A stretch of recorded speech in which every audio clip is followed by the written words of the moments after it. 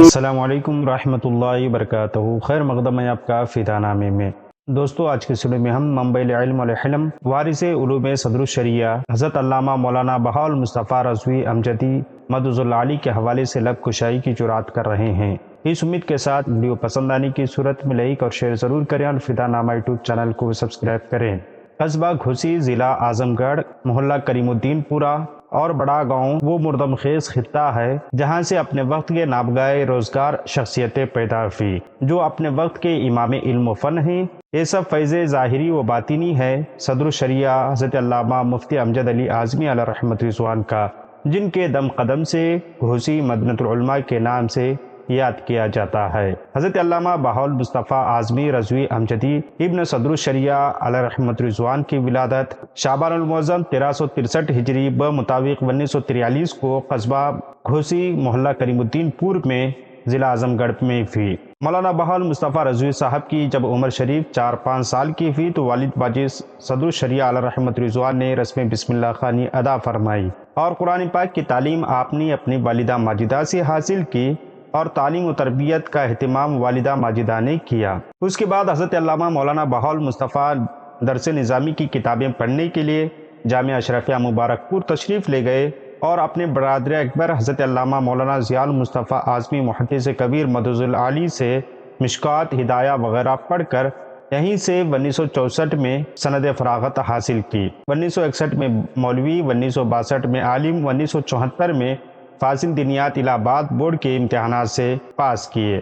آپ کے اساتذہ کرام میں حضرت علامہ مولانا حافظ ملت عبدالعزیز رضوی محدث مراد آبادی علیہ رحمۃ رضوان، شارح بخاری حضرت علامہ مفتی شریف الحق امجدی علیہ رحمۃ رضوان، حضرت علامہ مفتی عبد المنان اعظمی بحر العلوم علیہ رحمۃ رضوان، حضرت مولانا حافظ عبدالرؤوف بلیاوی، حضرت مولانا مظفر حسین ظفر ادیبی، حضرت مولانا قاری محمد یحییٰ اعظمی، حضرت مولانا سعید احمد فتح پور گھوسی علیہ رحمۃ رضوان کے اسماء قابل ذکر ہیں۔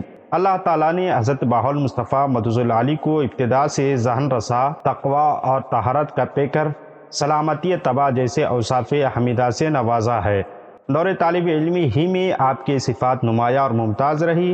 1965 اور 66 میں جامعہ اشرفیہ مبارک پور میں رہ کر تعلیم جاری رکھی اور ساتھ ہی معین المدرس کی حیثیت سے جامعہ اشرفیہ میں خدمات بھی انجام دیتے رہے۔ مولانا بہاء المصطفیٰ مدظ العالی تدریس کا آغاز یوں تو جامعہ اشرفیہ مبارک پور میں کر چکے تھے۔ 1967 میں تدریسی سلسلہ آگے بڑھاتے ہوئے بہرائچ کے کسی علاقے لچمن بازار میں تشریف لے گئے اور پڑھانا شروع فرمایا۔ وہاں 1 سال قیام فرما رہے۔ فروری 1968 میں حضرت ساجد علی خان رضوی بریلوی محتمم دارالعلوم مظہر اسلام بریلی شریف کے ایما پر حضرت مولانا حافظ عبدالرؤوف بلیاوی علیہ رحمۃ رضوان کے حکم پر آپ کو دارالعلوم مظہر اسلام بریلی شریف بھیجا گیا۔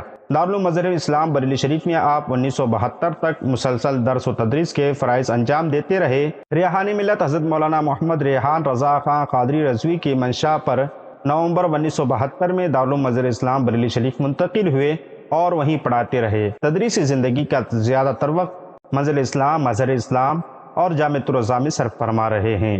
حضرت مولانا بہاء المصطفیٰ رضوی نہایت خوش اخلاق، جید عالم دین اور متواضع شخصیت کے مالک ہیں۔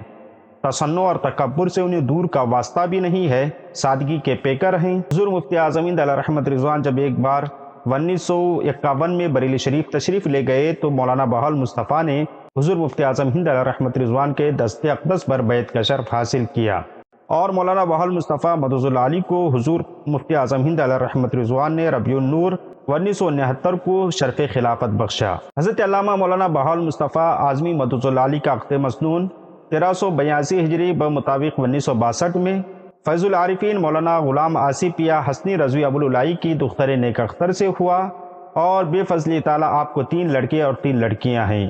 آپ کی بے شمار تبلیغی، دعوتی، تصنیفی، تدریسی خدمات ہیں جسے ہم بیان کرنا اس ویڈیو میں ممکن ہی نہیں ہے۔ ہماری دعا ہے کہ رب قدیر حضرت مولانا بہاء المصطفیٰ صاحب کی عمر کو دراز فرمائے، ان سے یوں ہی دین متین کی خدمت لیتا رہے۔ ملتے ہیں اگلی ویڈیو میں۔ السلام علیکم۔